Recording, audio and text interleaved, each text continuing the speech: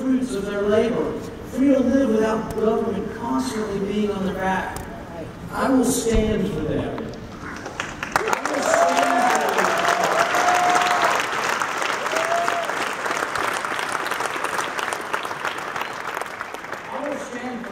Prosperity and our freedom. And I ask everyone who values liberty to stand with me. Yeah.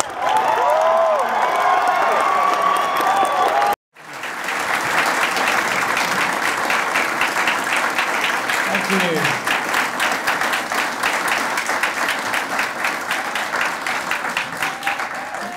Speaking after Dan, I got to pull the microphone down just a little bit.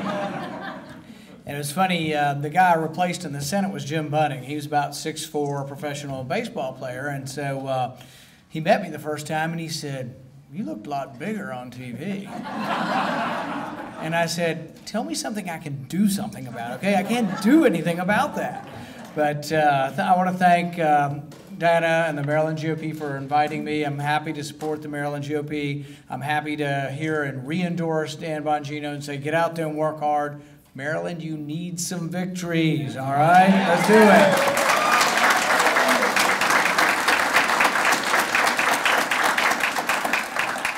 Now, I don't know about you guys, but I wasn't real happy about like sending 5 of the senior Taliban back to wherever they're going to be. 1/3 of the people who have been released from Gitmo go back to war. I also wasn't too happy when the president and Hillary Clinton all said, well, they're no danger to America. Does anybody believe that? No. There were 3 guys from Morocco who we released a while back, and they went back to Morocco for a while. You know where they are now? They're in Syria, and they're fighting, but you know who they're fighting with? The people we're supplying arms to. It's a little confusing over there. The only thing not confusing is the people that were at Gitmo are mostly bad people, and releasing them is probably not a good idea. So anyway, after we released these, I thought, I was down in Texas at the state convention, I thought, you know what? If the president likes to trade so much, I said, well, why don't we trade 5 Democrats for that Marine that's down in Texas?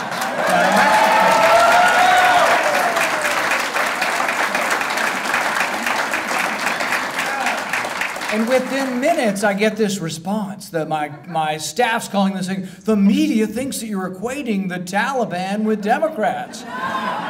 It's like, I thought jokes weren't to be taken literally. That was the joke. So anyway, my staff was really clever, and they sent out a tweet immediately to make sure everybody understood.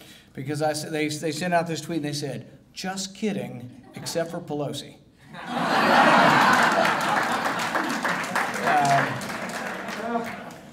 It's a mess up here. We need Dan's help. We need a lot of help. To tell you the truth, we ought to just have term limits. Anybody for term limits?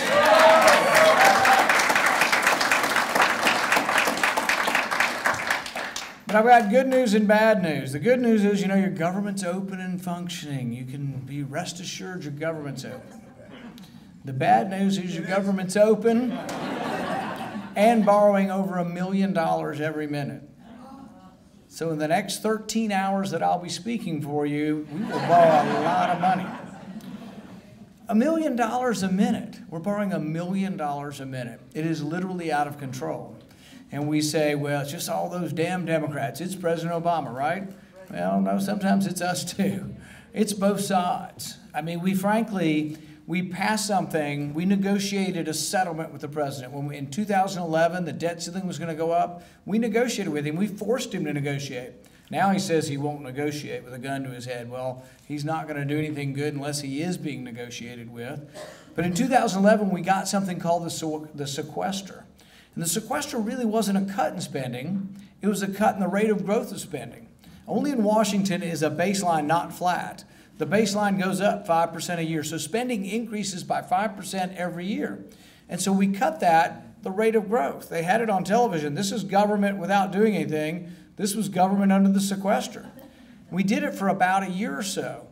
Everybody squawked. Republicans, Democrats. Republicans said we're not getting enough for defense. We're not getting enough for military. Democrats said we're not getting enough for social welfare. The stories, 5 agencies said we will have to have furloughs. You don't have any government employees in Maryland, do you? They all said, oh, it's awful. We're going to have to lay off government employees. We're going to have furloughs. You know, they finally studied it after we got rid of the furlough. You know how many jobs were lost? 1. But the problem is the wrong one. You're right. But here's the problem. We do that, and yet everybody was so frightened by it, and it was starting to correct the problem a little bit, that we finally got rid of it. Republicans and Democrats came together, and they passed a new budget. And they played games with the numbers, which they always do, to say, oh, it didn't really increase spending. Well, it did increase spending by $63 billion in the first 2 years. Now, in the out years, the 8, 9, 10, 11, 12, I think the other things they did is they made a 12-year budget into 10 years, so they count the 11th and 12th year also. But the thing is it's unbelievable. Any kind of spending cuts after the first year or two are a fiction. They're just telling you that. The sequester was a 10-year plan too, and we lasted 2 years. So this is the problem, that we haven't been sturdy enough, and there are repercussions to it. $1 million a minute, $1 trillion a year. I've been saying 17 trillion. I saw the debt clock today. It's 17.5 trillion now. It is spinning literally out of control, and it's not just a number. Some economists say it's 1 million jobs a year. Anybody got a 26-year-old in their basement that they're trying to get a job for? It makes a difference. The deficit is not just a number. It makes a difference about our growth as an economy, our ability to create jobs. We have to create millions of jobs every year just to keep up with population growth. And so we're not doing it because we have a government that's incredibly unfriendly to this. So we went through a fight in Washington, and we had a shutdown. And in the shutdown, they said, well, everybody, myself included, you had to turn in something saying which of your employees are essential and which are unessential. And so, well, so this will be a great learning lesson. We will learn something about our government. We'll search through and find and separate the wheat from the chaff. We will find out who is worth their weight and who's not. So I got a list. I asked my office, I said, give me the list from the IRS and the EPA on essential, unessential.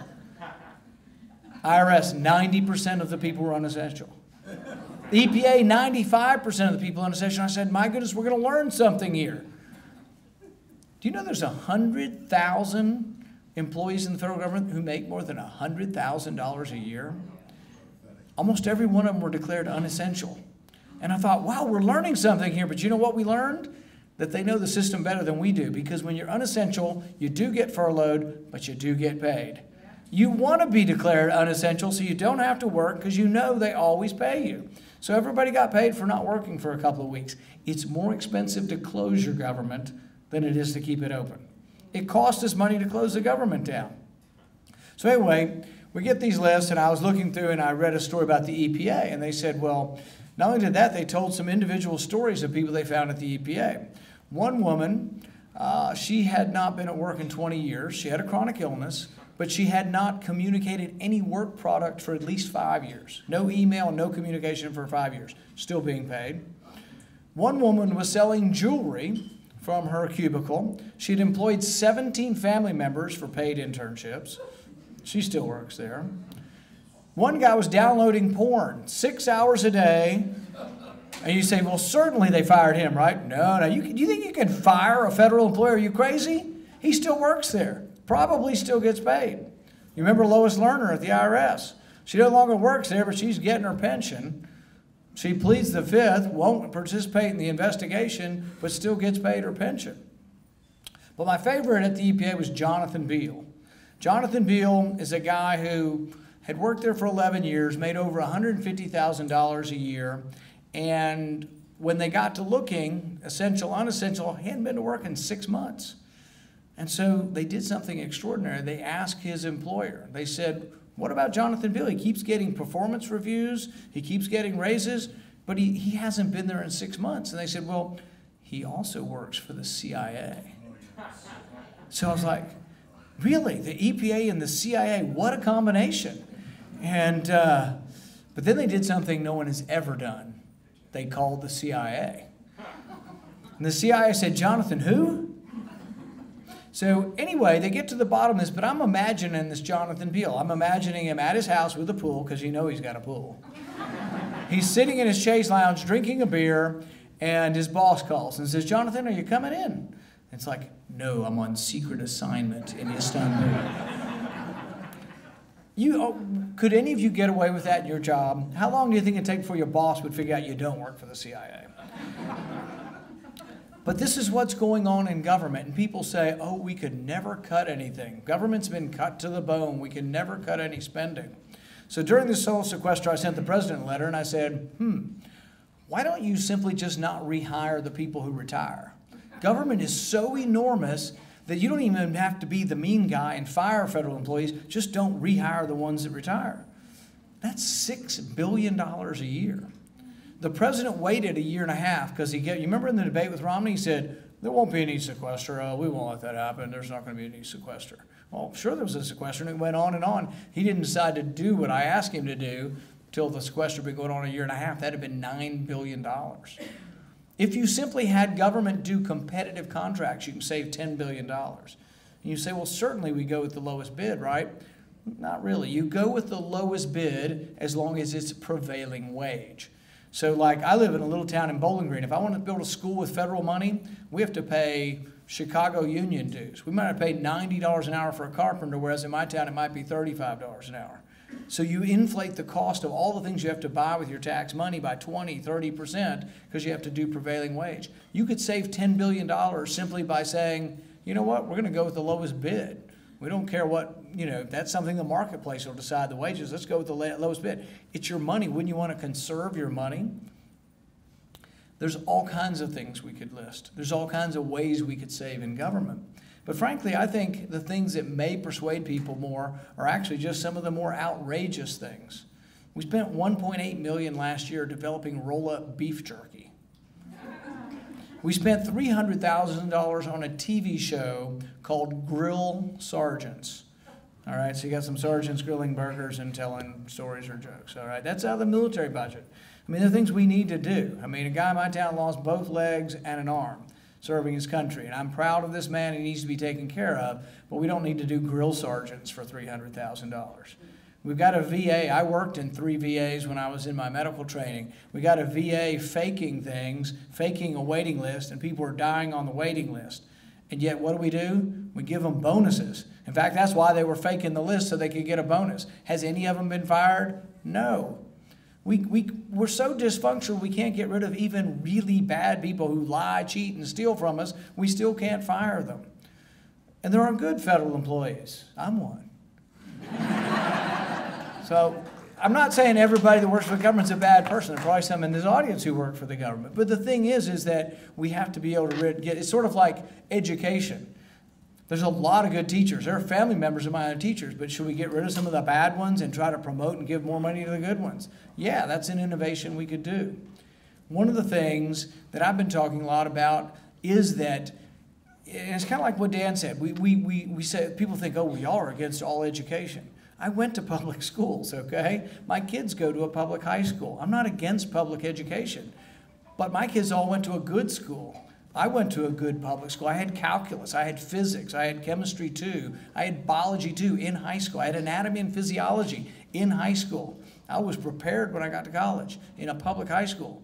But if you go to Philadelphia, or you go to Chicago, or Detroit, or Louisville, Kentucky, there's a lot of failing schools. I think we have 18 failing schools in Louisville, Kentucky. So really, why do we let the Democrats get away from being, oh, they're going to help kids or they care about poor people? The hell they do. The schools haven't gotten any better. They care about the unions and about nobody ever getting fired for reading the newspaper in front of the class and not teaching the kids.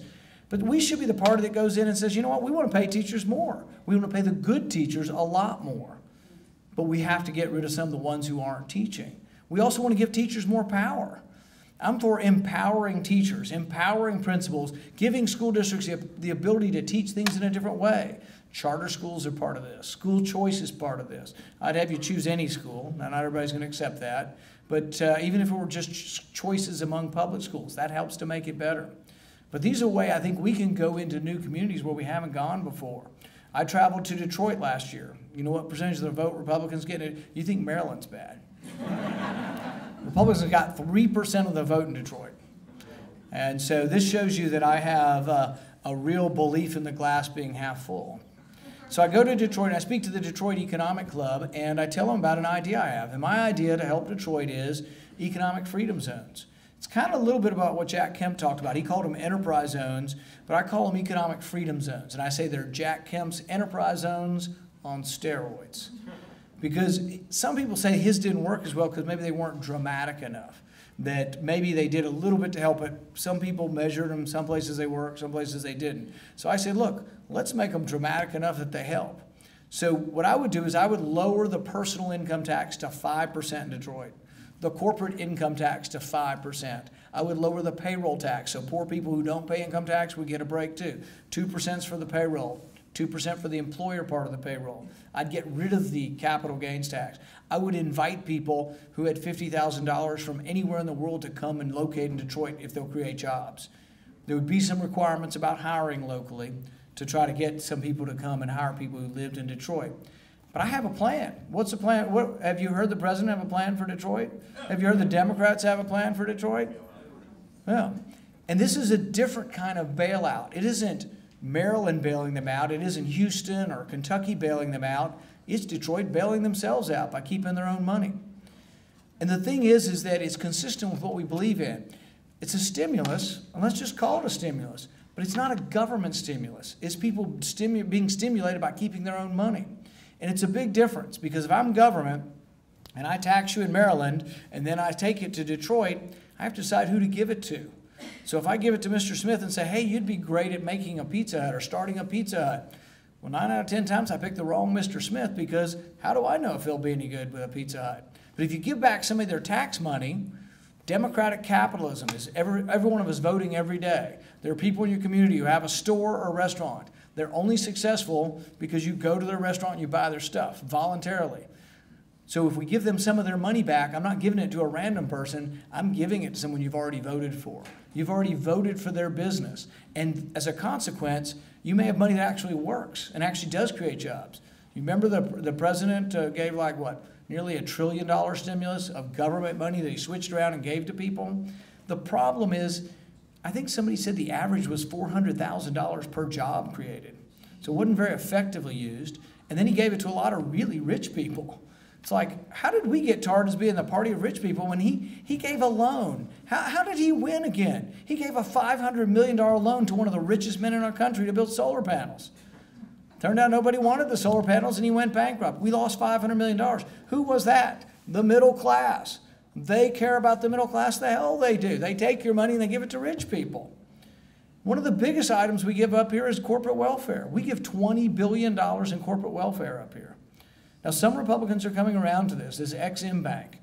If we've got to be the party that has tough love, and we are sometimes, we shouldn't have 46 million people on food stamps. Should we have a safety net? Yes. I'm for a safety net. Let's help those who can't help themselves. Let's help those who are not able-bodied. For those who are out of work, let's help them in a temporary fashion and encourage them to get back to work. But if we're going to be the party who has that kind of tough love, we need to have zero money for corporate welfare. We need to zero out these big corporations. They shouldn't be getting a penny. And I think if we did that, then we'd be looked at as more the party that's willing to stand up for the middle class and those who are working. I got involved with the Tea Party movement because the thing that upset me was the bank bailouts. It upset me that as a middle class person, I was having to send money to New York to bail out people who made mistakes in their banks. It also annoyed me, and I'm all for people making money, but a guy that makes $100 million a year or a woman that makes $100 million a year, their bank goes bankrupt, then they get another $100 million next year. They never miss a beat. Or we hire them in the Treasury Department, then we send them to the Federal Reserve, and then we send them back to New York, and then we send them back to... It's a revolving door among these people, and they're using the rest of us to enrich themselves. So this really, the Tea Party movement, I tell people somewhat, there were some similarities between it and the Occupy movement. The difference is the Tea Party movement was sort of the American Revolution. The Occupy was sort of the French Revolution, okay? Also, the difference was we bathed at the end of the day and went home. And we went to our job the next day. You know, we weren't living in our parents' multi-million-dollar condo in New York City somewhere. This country has so much greatness in it, so much, it's just sort of pent up, not only wealth, but greatness. We were founded on the greatest principles. And we are the richest nation in the world, but we're also the most humanitarian nation in the world. So I tell people, if you're a liberal and you want to help people who are downtrodden, you got to believe in capitalism. Go ask Castro for a donation to your charity. You know, ask a doctor in Cuba to help you with something. They make like $1,000 a month. They're destitute. They make less than government employees down there. And as a consequence, I think Castro flew to Venezuela for his surgery.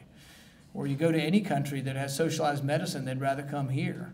That is until we completely screw up ours as well. When you had people with cancer in Canada, they'd come down to Boston. You know, it used to be in my little town in Bowling Green, we know at least 10 people that went to MD Anderson for cancer treatment. They were ordinary income people, they had jobs with decent insurance. So 85% of the public had insurance where they could go to MD Anderson and get their cancer treatment. Senator Coburn from Oklahoma has been getting injections down there. If he gets them at home in Oklahoma, it'll be $33,000 every time he goes in. MD Anderson's no longer in network. I cannot tell you all of the stuff that's going to come out of Obamacare. They've given people free insurance. Great, that's access. But they've given them insurance that's free and subsidized by those who are working, and it's got a $6,000 deductible. Do you think someone who can't buy insurance is ever going to pay a $6,000 deductible? The marketplace could gradually develop higher deductible policies. It's a good evolution of the marketplace, but taking someone who cannot buy insurance and giving them a $6,000, they're not going to pay. But they are going to feel like I have my card, I can show up. So guess what? You're going to encourage people to go to the doctor, but they're not going to pay. We're already seeing hospital employees being laid off in Kentucky. The hospital around the corner from us laid off 50 people. These are real people with real jobs who had insurance. They're going to lose their jobs and insurance, then they're going to be on Medicaid as well. It's going to be something that I don't know how we're going to pay for. And in the end, there'll be so many unintended consequences that I think we're going to be talking about this 5 and 10 years. And then somehow they tar us and they say, oh, well, you won't compromise. They didn't compromise a bit on Obamacare. It was passed with only Democrat votes in the House, the Senate, and the President. They don't ask us our opinion. On immigration, they don't ask us our opinion. They want comprehensive, their way or the highway. We're the bad guys because we don't, you know, I'm actually for some form of immigration reform, but I'm just not for everything the Democrats want. We also have to be conscious of we've got a disaster on the border down there now. 60,000 kids down there. And the thing is, I have compassion for them. I like what Glenn Beck's doing. He's taking food and water down to them and trying to take care of these kids. But you shouldn't be flying them to California. You should be flying them back home in a nice way, making sure that someone takes care of them at home.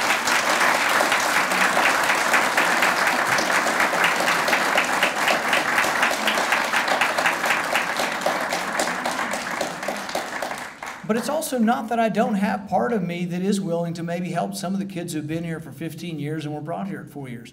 But the thing is, and this is what's most important about immigration reform, because some people might say I'm a softie on this because I am for some kind of reform, but you can't have any reform until you have a secure border. This is what's going on.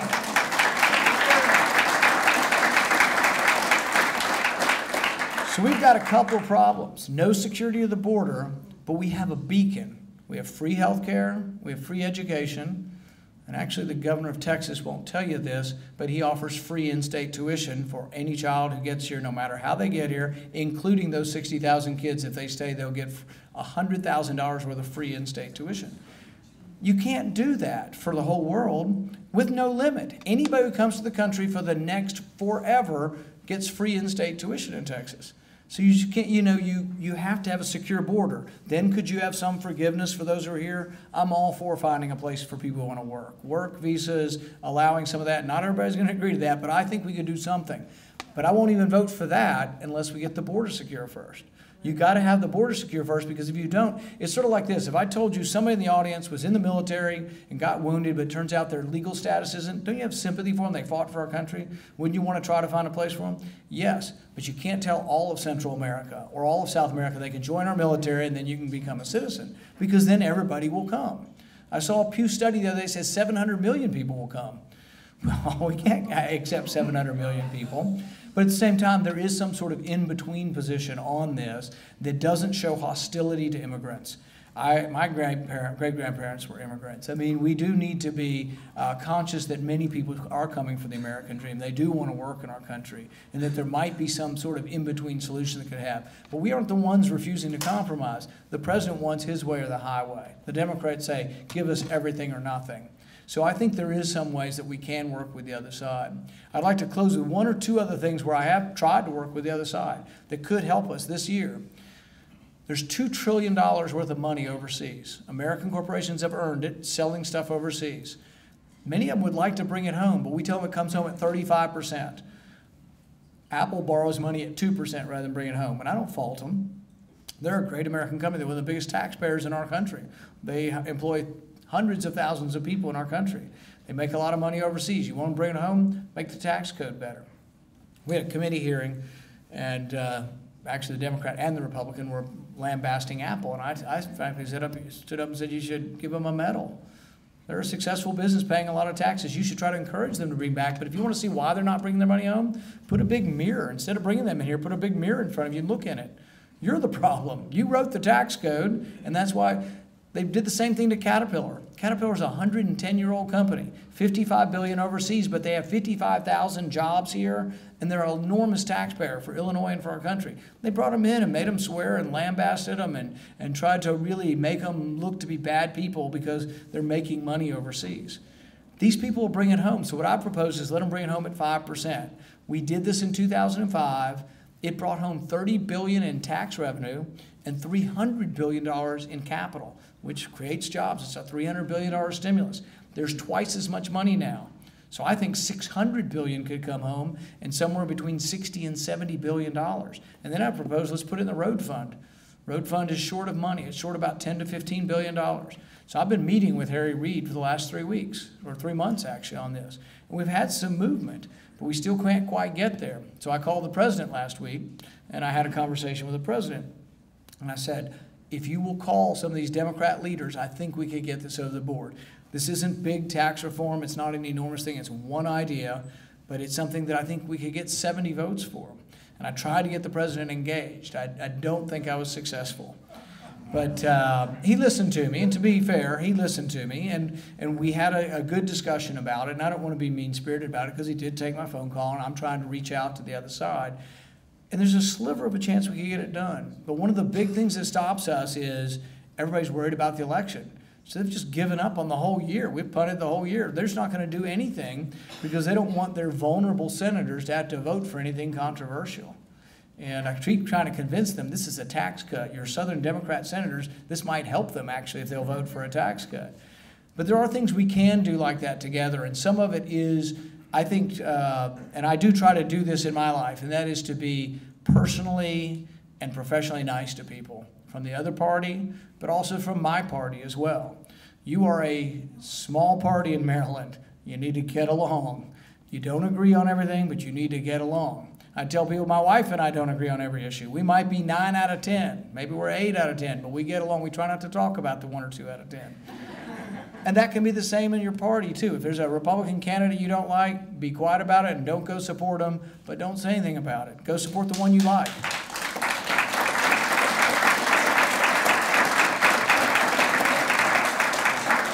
But also think the Democrats have you outnumbered 2 to 1. They've got 15 different special interest groups, and they don't get along with each other either. Some of them hate each other. But they all pull together, and they elect because you have to look at your commonalities. And I'll give you an example in my state. We had a bitter primary for the U.S. Senate in my state. And there are people who voted against our incumbent senator who are now saying, I'm going to vote for the Democrat. The Democrat has nothing in common with them. They're like you might agree with them 10% of the time. The person, the Republican that you're so upset with, you probably agree with 80% of the time. So we have to have spirited primaries, get on, move on, but then we need to pull together, and I hope you guys will do that.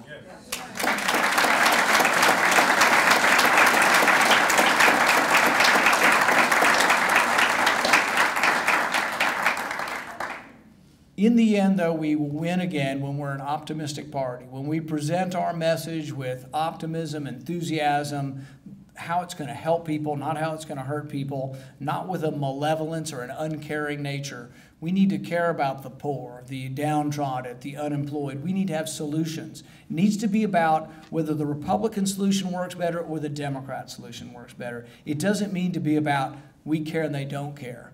If it's that, no one's ever going to listen to your policy decision. As far as expanding the party, if you want African Americans, Hispanics, Asian Americans, all of these people to join your party, they need to feel welcome. Until they feel welcome, they're never listening to your argument. And so this is part of how we get our party bigger. We have to be the party that is going out and having solutions. You got to show up places. And we're going to continue to try to do that. But I always think about, when I try to think about how we should present our message, I think about Robert Henry, who's a painter, and he said to young painters, he said, paint like a man coming over the hill singing. And I love that image. When we become the party that proclaims our message with the passion of Patrick Henry, but also like a painter coming over the hill singing, then we'll be the dominant party again. Thank you very much.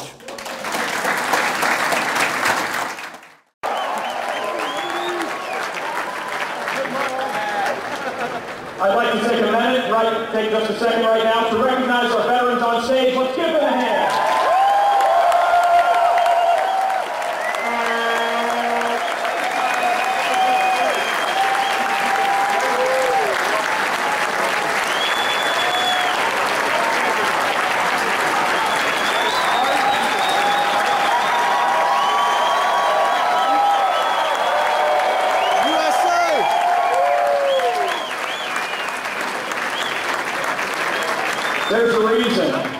There's a reason why the troops support Ron Paul. There's a reason why he had 6 times more donations than all the other Republican candidates combined. And I think we know why. And it's time to bring the troops home.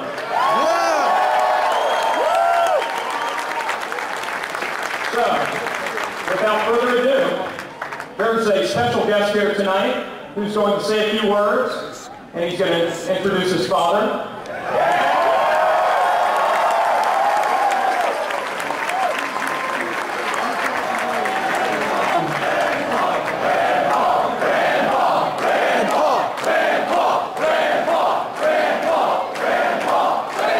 You got it. Kentucky Senator Rand Paul.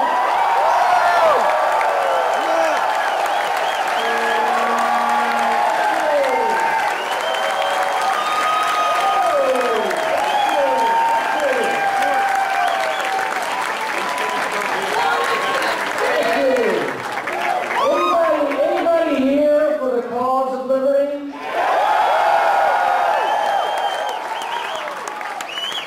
Anybody here for Ron Paul?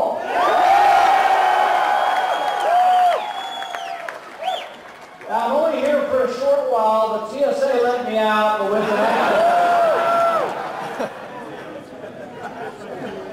this crowd is amazing. 2,000 people packed in here.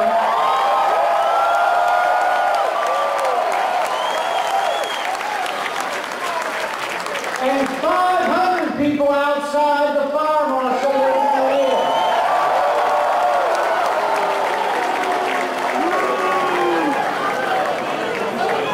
You know that some presidential candidates have to pay people to come here to their speeches.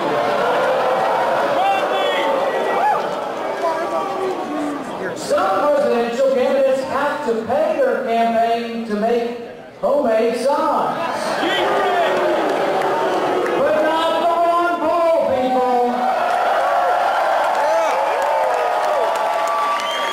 What's your disposition toward the idea of secession? This edition of the Ridley Report is brought to you by...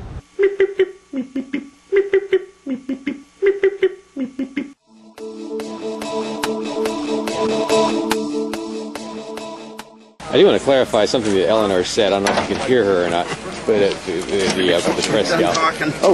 Oh, okay. Guess we're going in. But she was saying that the press kick-out was because of room more than anything else. I don't know if that got through or not.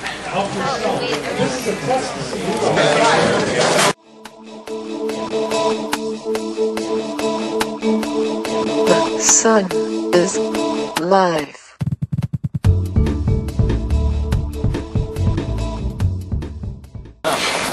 That stove was good enough. Yeah, the tin foil must really sort of insulate that. Thank you. I like to comment about the tin foil. I know you don't. I carried my jacket. I got it in Derek's car. They didn't cause any more traffic jams. I can only guess. You'll shoot. I mean, you don't want to be in but we made it. But I had decided not to come back in. They just knew this was going to be like a pleasant problem to have. Too many people in a room. That was a good time.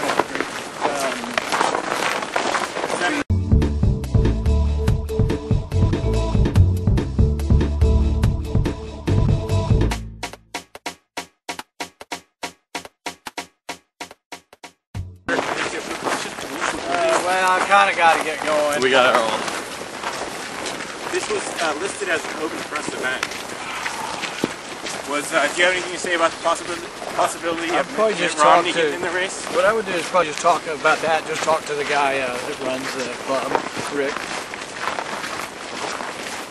Thanks for answering one question, Oz.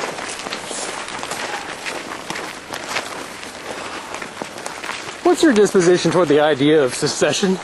If New Hampshire were to become an independent country, what would be your disposition for it? We have a small secessionist movement here. It's getting slipperier up here. Yeah. What's the high temperature today?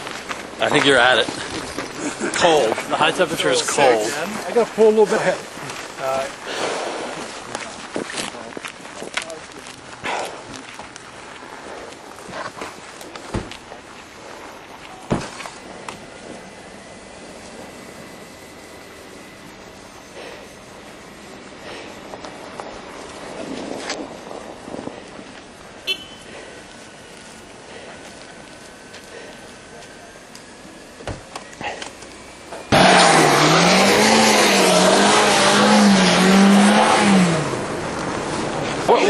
What was the reason again for having the media leave?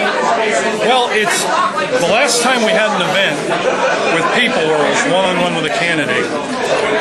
You had the media just suck all the oxygen right out of the place. I mean, they were getting their questions in. You got a bunch of people sitting here going, they want to ask a question. The other citizens, I understand the need to get the story out, but for crying out loud, I didn't kick them off the property now, did I? They're right outside. I mean, I could have said, hey, y'all got to leave the property. I didn't do that. I wanted to give that. I just needed to get the people we have here access to the candidate, uninterrupted. And the last time we had somebody in here, they just sucked all the oxygen right out of the room. Dr. Paul kind of threw you under the bus while we were outside talking to him. He said to talk to you about this. Well, I don't think he threw me under the bus. Because they got the impression that the press seemed to all be under the impression this is an open press event to be able to ask questions. Yeah. Well, that was my decision.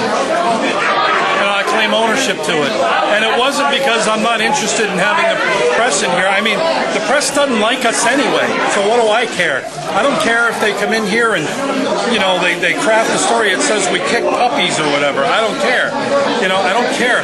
All I wanted to do was these people came here to listen to Rand Paul and to ask him questions.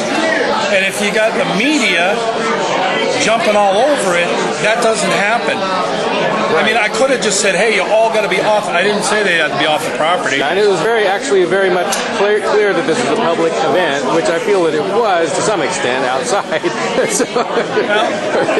I appreciate the access that we have had, but I thought I should ask why we didn't get more. Yeah, we're not. I mean, we're not interested in squashing the press. That's not our deal. I mean, they don't care about us. We don't care about them. We have a relationship. All right, thanks, Rick. Sure thing.